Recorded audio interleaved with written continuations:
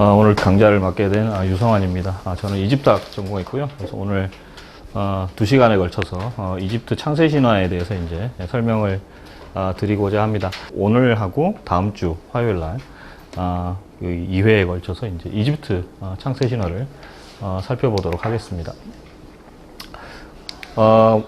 이 조각상은 그 하프의 아들 아메노텝이라고 하는 사람의 이제 조각상인데요. 그 아메노텝이라는 왕 밑에서 재상을 하던, 그러니까 총리 대신을 맡았던 사람입니다. 이름이 왕하고 똑같기 때문에 그냥 아메노텝이라고 하지 않고 하프의 아들 아메노텝이라고 하는데, 이쪽이 이제 보시면은 이제 이 조각상과 반대돼서 이제 생각하는 사람이죠. 그래서 제가 이 두 조각상을 보여드리는 이유는 이쪽이 고대인, 이쪽이 현대인, 뭐 이렇게 그 차이를 둘 수가 있겠죠. 자, 고대인들하고 현대인은 생각하는 방식이 많이 다릅니다. 이제 고대인들은 이런 방식으로 생각을 했겠죠. 그리고 이제 현대인들은 우리가 지금 익숙하게 이제 사용하고 있는 그런 사고 방식으로 생각을 합니다. 그래서 신화를 배운다는 것은 어떻게 보면은 이 고대인들처럼 생각하는 방법을 한번 익혀보는 그런 거라고 할 수가 있겠습니다. 이제 이 전 세계적으로 지금 그 압도적인 영향력을 발휘하고 있는 종교는 이제 유일신교입니다. 유일신교인데요. 유일신교 중에서 이제 가장 대표적인 유일신교가 유대교죠. 자, 그리고 유대교에서 파생된 기독교하고 이슬람교, 요 세 종교가 뭐 거의 전 세계인들의 이제 종교. 물론 불교도 있긴 한데 유일신교로는 요 세 종교가 거의 전 세계인들의 이제 신앙에 이제 파고들었다고 할 수가 있습니다. 그리고 이 신관과 달리 이제 우리가 생각할 때 쓰는 방식, 요게 이제 그 그리스 철학에 기반을 두고 있죠. 다시 말씀드려서 이성을 사용해서 이성을 가지고 그 사물들을 판단하고 가치를 세우는 것이 이제 대개는 이런 방법들을 사용해서 우리가 우리 주변의 사물 또는 더 넓게는 우주 같은 것을 이제 파악한다고 보시면 됩니다. 그래서 현대인이 갖는 물음, 서구인들이 갖는 물음은 어떻게 이런 일이 일어날까? 그리고 그 결론은 항상 법칙으로 도출이 된다는 거죠. 이런 법칙에 의해서 이런 사건들이 일어난다. 이렇게 보시면 됩니다. 그래서 여기서 파생된 게 이제 철학, 과학 뭐 이런 것들이 있겠죠. 자, 그래서 이 현대인들에게 나와 우주와의 관계는 I-it입니다. 나하고 어떤 사물 간의 관계죠. 그래서 I-it relation, 영어로 I-it relationship이라고 부르는데 나와 사물과의 관계라고 보시면 됩니다. 자, 근데 이 동양인들, 그 다음에 이제 그 고대인들은 약간, 그 사고하는 방식이 달랐습니다. 내가 주체가 되는 게 아니라 우주 전체의 일부가 되는 거죠. 그래서 우주가 나에게 이렇게 심상을 남기는 그런 식의 접근 방식이 사용됩니다. 그래서 고대인들은 세상을 어떻게 파악했냐면, 제가 이 고대인들 말씀을 드리는 이유가 이제 우리가 그 이집트인들이 만들어 놓은 그 신화를 봐야 되거든요. 자, 그래서 이제 이런 말씀을 드리는데, 자, 우주가 이렇게 있고요. 그 다음에 그 우주에 속하는 사회가 이렇게 있습니다. 그러면 나는 객체가 아니라 이 사회의 일부분으로, 그리고 더 넓게는 우주의 일원으로 존재하게 되는 거죠.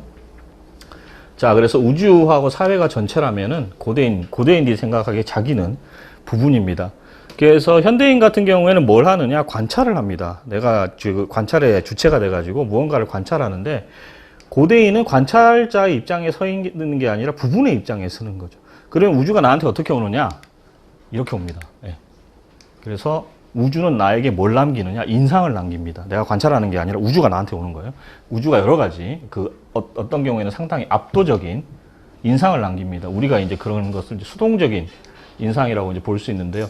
그러면 어떻게 되느냐? 모든 것들, 자연의 그 우주에서 일어나는 모든 사건들이 어떻게 되냐면, 나에게 다가온 사건들이죠. 그 사건들은 현현이 됩니다.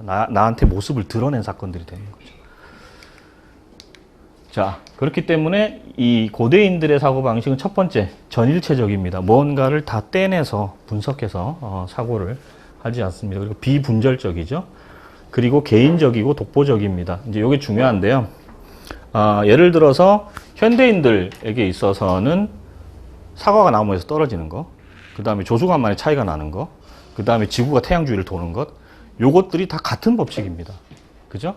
그 뒤에는 물리법칙이라고 하는 그 숨겨진 법칙이 있죠. 그래서 이제 현대인들은 그것을 아주 엄밀하게 관찰을 해서 그런 법칙들을 이제 도출을 하죠. 근데 고대인들이 생각하기에는 사과가 떨어지는 것, 조소간만에 차가 나는 것, 그 다음 해가 뜨고 지는 것, 이런 것들이 다 다른 사건입니다. 해가 뜨고 지는 거는 해가 떠오르면 아침에 그게 나한테 엄청나게 강렬한 인상을 미치거든요. 그럼 어떻게 되느냐? 그 빛으로 상징되는 태양신이 그 지구에 이렇게 솟아오르는 그런 거죠. 예. 사과는 왜 떨어지느냐? 사과는 원래 나무가 대지에서 솟아올랐습니다. 그래서 대지 어머니를 너무 보고 싶어서 이제 사과가 밑으로 떨어지는 거죠. 대개는 그런 식으로 설명을 합니다. 그래서 이 사람들에게 모든 사건은 다 뭐냐? 일종의 계시라고 할 수 있습니다. 그래서 이 고대인들에게 일어나는 모든 사건은 개별적인 사건이죠. 예, 어떤 그 하나의 법칙으로 설명할 수 없는 개별적인 사건이고요. 이런 그 고대인들의 사고 방식을 우리가 사변적 사고라고 이제 부를 수 있습니다. 그래서 무엇이 어떻게 일어나느냐가 중요한 게 아니라 누가 이 사건의 배후에 있느냐가 더 중요한 거죠. 자, 그래서 각각의 사건들은 다 어떤 신적인 힘의 의지에 의해서 발생한 것으로 이제 보았습니다. 태양신이 떠오르는 이유는 태양이 떠오르는 이유는 태양신이 그 아침에 깨어나가지고 세상에 나타나고 싶어서 떠오르는 거예요. 그러니까 그 태양이 떠오르는 현상 뒤에는 태양신의 의지라는 어떤 힘이 숨어 있다고 본 거죠. 자, 이렇게 이 사건이 일어나는 여러 가지 그 현상들, 그러니까 여러 가지 현상들을 법칙으로 보지 않고 의지로 보면 뭐가 되느냐? 그때부터 이야기가 만들어집니다. 왜냐하면 태양은 사실 태양이 뜨는 것을 현대인에게 설명해 보라고 하면 되게 재밌게 없게 설명하잖아요. 예. 지구가 태양 주위를 돌기 때문에, 그리고 지구가 자전을 하기 때문에 그 지구가 이제 한 바퀴를 돌면은 태양이 떠오르는 게 아니라 지구가 돌아서 태양이 보이는 것 뿐이다. 그 다음에 지금 보이는 태양은 사실 아직 떠오르지 않은 2분 전의 태양인데 이게 빛이 반사돼가지고 굴절돼서 떠오른다. 그리고 태양빛은 지구로부터 8분 떨어져 있죠. 그래서 우리가 지금 보는 태양은 8분 전의 태양이다. 뭐 이런 식으로 이야기를 하는 거죠. 자, 근데 고대인들이 이제 그 수평선이나 지평선에서 떠오르는 태양을 보면 뭐라 그럽니까? 태양신께서 아침에 부활하셔가지고 그 자신의 찬란한 모습을 드러내기 위해서 우리 위에 떠오르신다. 이렇게 이야기하잖아요. 그럼 그때부터 뭐가 생기느냐? 찬가가 생깁니다. 그래서 고대인들에게 그렇게 많은 찬가들이 있는 이유, 신을 찬양하는 그 찬가들이 그렇게 많은 이유는 이 사람들이 사변적인 생각을 했기 때문이에요. 그리고 대개는 신화들이 이집트 같은 경우에는 장례 문서 아니면 이 찬가의 형식을 띠고 있습니다. 자, 아까 말씀드린 대로 그래서 이 의지의 발현, 요거를 어떻게 표현할 것인가. 이게 결국 이야기로 표현돼야 되거든요. 그 다음 그 주체는 신입니다. 그래서 신이 활동하는 이야기를 표현해야 되니까 이게 뭐가 되느냐? 신화가 되는 거죠. 그래서 이렇게 이 사변적인 사고에서 신화가 발생합니다. 그래서 고대인하고 우주와의 관계는 I-it이 아니라 I-you입니다. I-you예요. 내가 있고 그대. 예, 모든 것들이 의지를 가지고 살아서 움직이는 것이죠. 그래서 I-you 관계가 됩니다. 자, 그래서 다시 한번 요약을 해서 보시면요. 고대인들이 생각한 이 사변적 사고에서 사건은 우주적 존재들의 의지라고 할 수 있고요. 이 우주적 존재들의 의지를 이제 이렇게 담아낸 것이 대개는 신화라는 이야기가 됩니다. 그래서 우리가 요거를 신화 생성적 사고라고 불러요. 다시 말씀드려서 사변적 사고라는 것은 신화 생성적인 사고라고 보시면 됩니다. 그래서 이 설명의 능력이 있죠. 이 신화에는 이제 여러 가지 기능적인데 첫 번째 이제 설명의 능력. 다시 말해서 신화는 모두 기본적으로 기원신화입니다. 도대체 이런 일이 왜 일어나나? 요거를 이제 설명을 해야 되는데 아까 말씀드린 대로 이 사람들의 심성이 어떤 그 사고 방식을 가지고 있냐면은 모든 사건의 배후에 신들이 있고 신들이 자신의 의지를 발현했기 때문에 일어나는 거죠. 자, 그래서 신화는 우주적 존재들에 이제 드러난 그 의지 그리고 이제 요런 그 결과 요런 것들을 이제 설명해 주는 이야기라고 할 수가 있습니다. 자, 근데 이제 신화가 이런 우주론적인 그 존재의 현현, 뭔가 뒤에 커다란 존재가 있었는데 이제 그게 점점 잊혀지는 거죠. 그래서 그 이야기의 뼈대만 전승돼서 내려오고, 그 다음에 그 이야기를 더 재미있게 만들려고 뭔가 살이 막 붙는다. 그럼 그때 뭐가 되느냐? 전설이나 민담 등이 돼버립니다. 자, 그리고 객관적인 인과관계가 이제 없다는 거죠. 아까 말씀드린 대로 만류인력의 법칙으로 모든 사건을 다 설명하는 것. 이게 현대인들의 사고 방식인데 이런 것들이 이제 고대인들의 그 생각 방식에는 없다는 거죠. 그다음 세 번째, 이게 굉장히 중요한데요.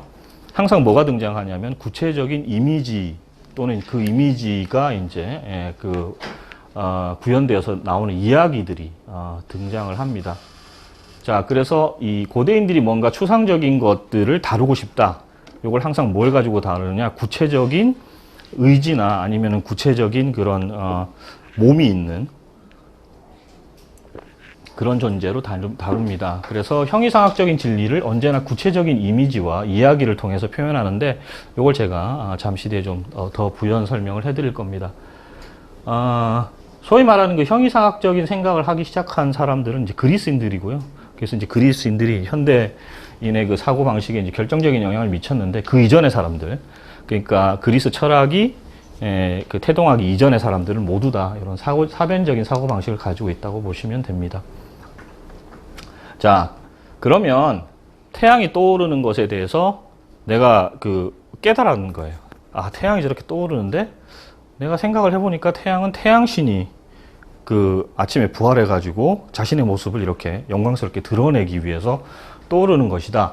그럼 그게 뭐가 되냐면은요, 고대인들한테는 그게 지식이 됩니다.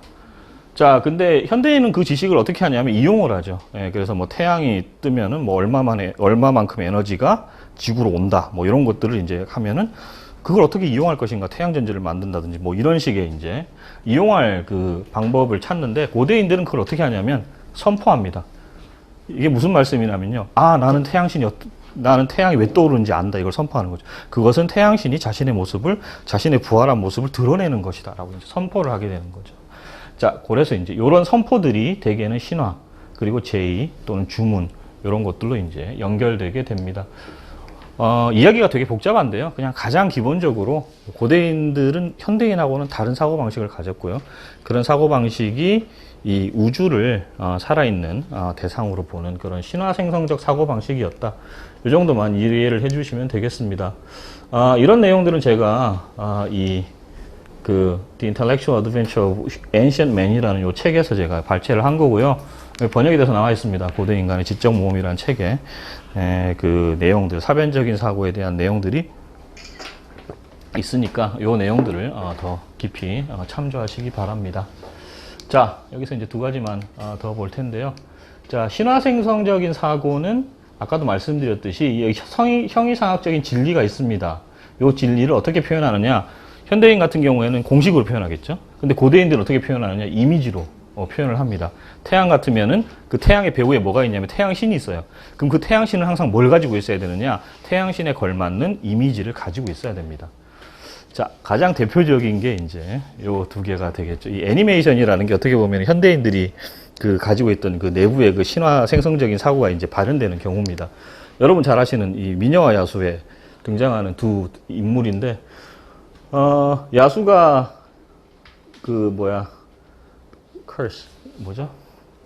저주를 받아가지고 야수가 되고, 왕자가 야수가 되고요. 그 다음에 이제 이 같이 살던 이 시종들이 전부 다 이런 사물로 바뀝니다. 그래서 찻주전자, 그 다음에 여기 보시는 시계, 그 다음에 이쪽에 있는 촛불, 이런 걸로 이제 바뀌죠. 자, 이쪽이 콕스워스고요.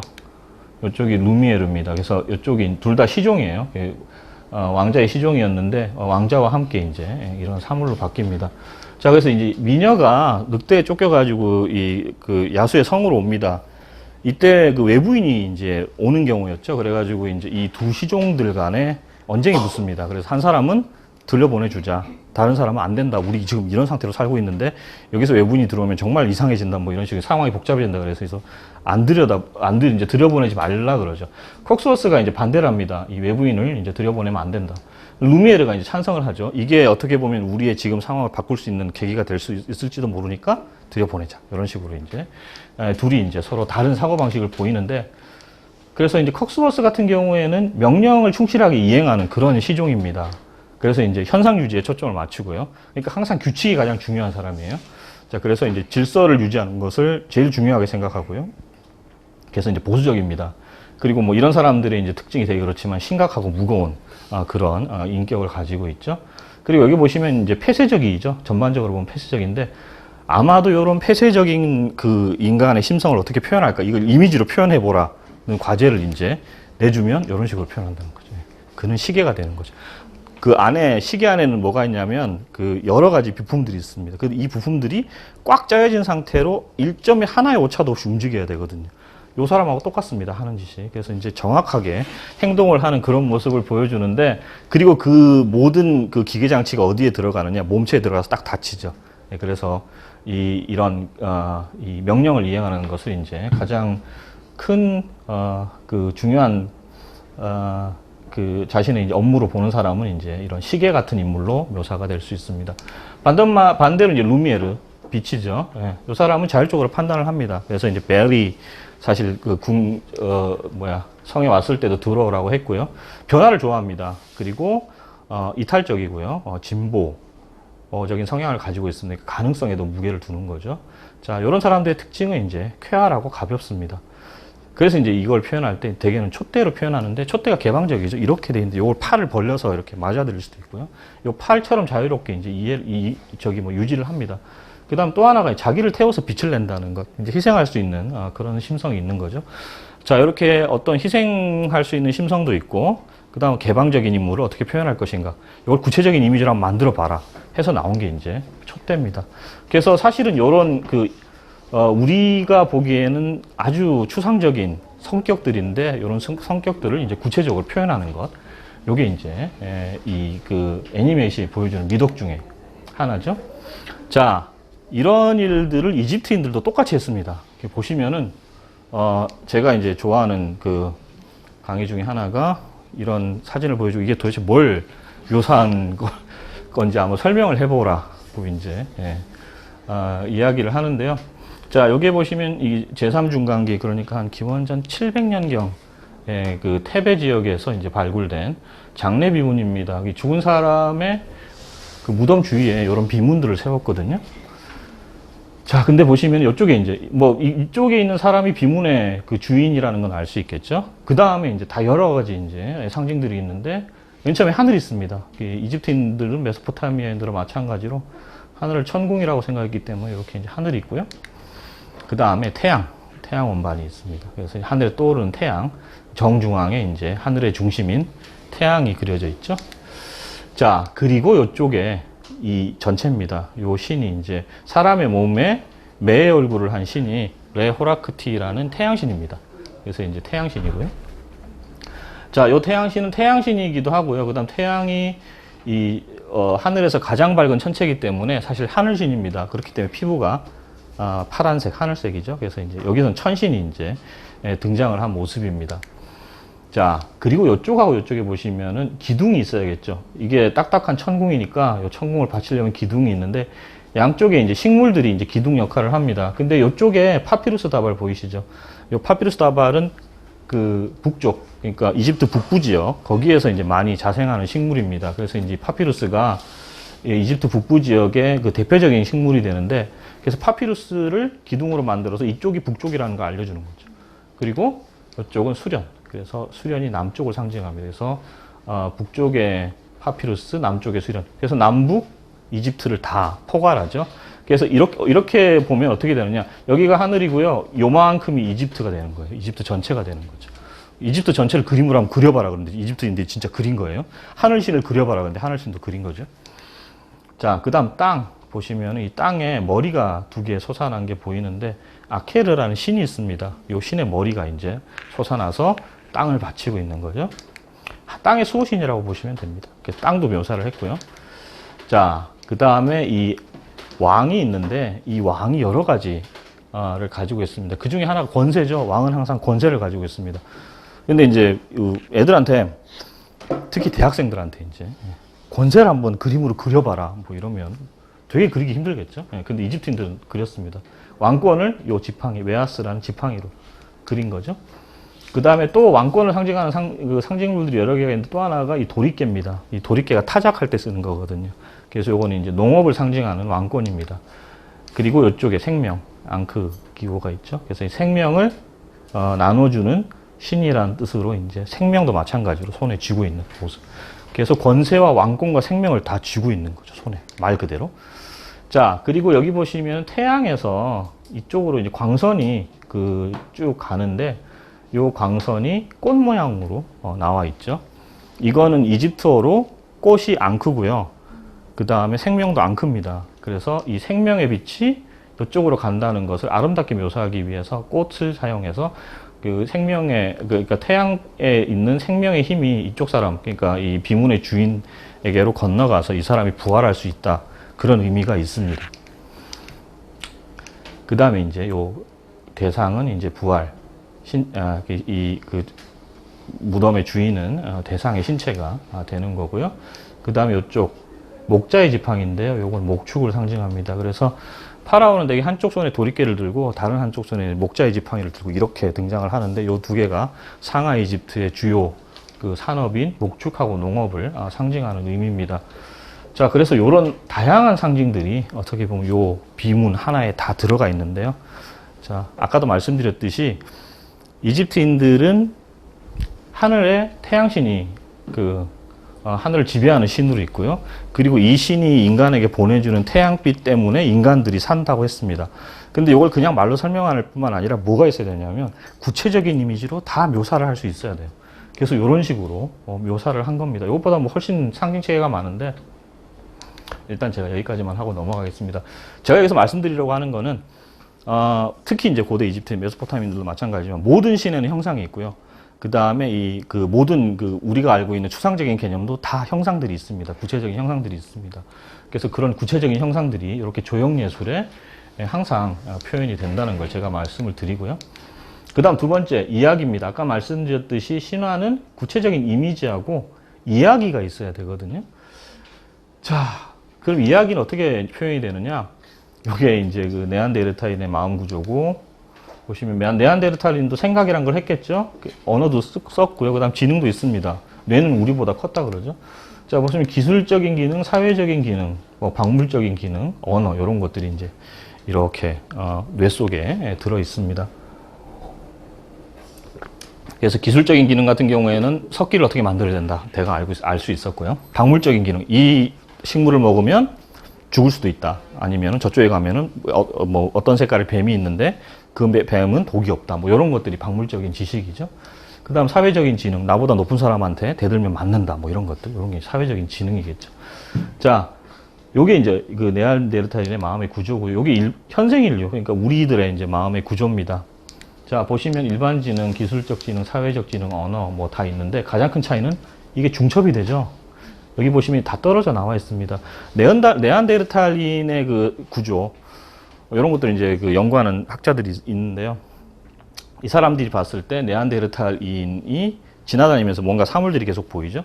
자, 이 사람들한테는 벌은 벌이고 꽃은 꽃이고 뱀은 뱀입니다. 자, 근데 현대인들은 어떤 생각을 가지고 있냐면은 요게 다 전부 완전히 이제 이렇게 뒤섞여 있는 거죠. 자, 그래서 이 현생 인류가 밖에 나가서 꽃을 보면 꽃인데 이 꽃을 보니까 누가 또 생각이 나는 거예요. 그죠? 꽃처럼 아름다운 누가 생각이 나죠. 그 다음 뱀이죠. 뱀은 그냥 땅을 기어가는 뱀이 아니라 저건 참 사악한 기운과 연관돼 있구나. 이런 게 가능해지는 거죠. 다시 말씀드려서 이 비유적인 표현이 가능한 겁니다. 네안데르탈인은 너는 꽃처럼 아름답다는 말을 못했을 거예요. 그런 말들은 어떨 때 가능하느냐? 이럴 때 다른 지능들이 모두 섞여가지고 이게 통합된 지식으로 나올 때 가능합니다. 우리가 이걸 유동적 지성이라고 부르는데, 여기 보시면 네안데르탈인의 사고방식은 전부 다 서랍처럼 하나가 열면 어떤 아이템이 나오긴 하는데 그게 다 분리되어 있습니다. 서랍처럼. 근데 현대인은 그게 다 이렇게 한데 모여 있는 거죠. 우리가 이걸 유동적 지성이라고 부릅니다.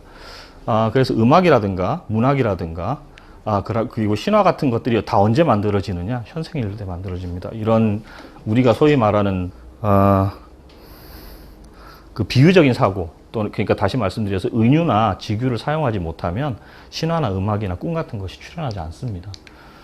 자, 그래서 이 이질적인 영역들을 횡단하는 그런 유동적 지성의 움직임이 시작되면서 이 분화됐던 지식들이 하나로 결합돼서 이제 의미 영역들이 중첩되는 거죠. 자, 그러면서 비유와 상징 이런 것들이 탄생을 했는데 많은 학자들이 이런 머릿속에서 이제 이런 유동적 지성이 탄생한 것이 현생인류 이후라고 봅니다. 스티븐 미슨이 쓴 책 중에 마음의 고고학이라는 책이 있는데요. 이 책을 보시면 이제 이 신화 생성적 사고와 관련된 그런 생각들이 잘 묘사되어 있습니다. 우리나라 말로는 마음의 역사라고 번역되어 나와 있습니다. 자, 그러면은 현대인들은 그럼 어떻게 하느냐? 이런 그 사고들이 많이 좀 없어지긴 했어요. 아까 말씀드린 그 신화 생성적인 사고들이 많이 없어지긴 했는데, 이런 것들이 어디에 나오냐면 꿈에 나옵니다. 이렇게 보시면은 이게 이제 어떤 그 정신 상담을 받는 여인이 꾼 꿈입니다. 자, 그래서 커다란 백마가 내가 어디로 가든 내 뒤를 따라오는 꿈을 꾼 거예요.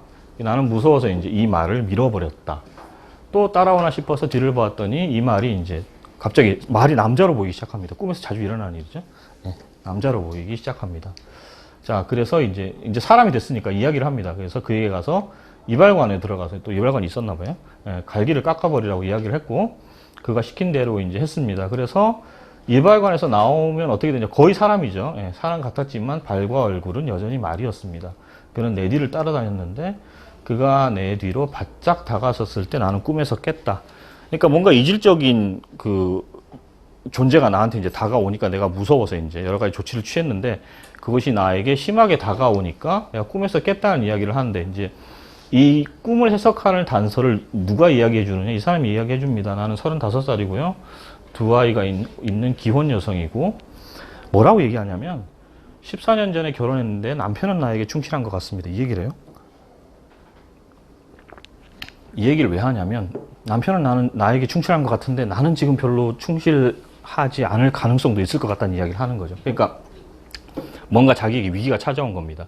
이런 위기감이 이제 뭘로 나타나느냐? 꿈으로 나타나는데, 자, 아까 말씀드렸듯이 이 심성에서 뭐가 끊임없이 만들어지냐면 이미지들이 끊임없이 만들어집니다. 그러면은 나에게 다가온 그 결혼 내에서의 그런 위험, 이런 것들이 어떤 이미지로 나타나느냐? 말의 이미지로 나타나는 거죠.